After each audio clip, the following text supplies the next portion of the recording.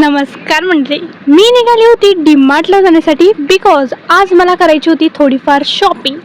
So मी आणि mummy निघालो होतो डीमार्टला जायला.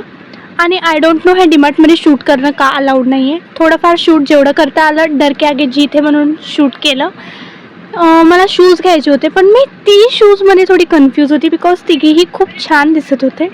आणि असं कन्फ्युजन झाल्यानंतर काय करायचं तुम्हीच मला कमेंट करून सांगा. फायनली मी कुठेतरी जाऊन एक शूज सिलेक्ट केला की हा शूज मला घ्यायचा आहे. त्यानंतर माझ्या मम्मीची शॉपिंग चालू होती. जेव्हाही माझी मम्मी डीमार्टमध्ये येते तेव्हा ह्या कुकरच्या सेक्शनमध्ये का जाते मलाही नाही माहिती. एकतर हिला कुकर घ्यायचा नसो तरीही तो कुकर चेकिंग करायला जाईल की कुठला कुकर चांगला आहे. बट घेत कधीच नाही.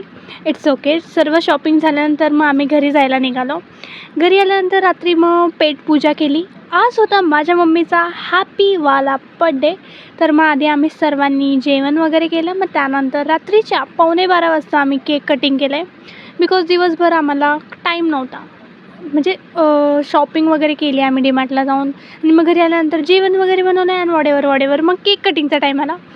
ऑक्शन वगैरे झालं आणि मग त्यानंतर टाईम येतो घरातल्या लेडी डॉनचा केक कटिंग करण्याचा. येस, छोटंसंच आम्ही सेलिब्रेशन केलं. या टायमाला आम्हाला डेकोरेशन करायला टाईमच नाही मिळाला. बट नेक्स्ट इयर आपण छानपैकी डेकोरेशन वगैरे करूया.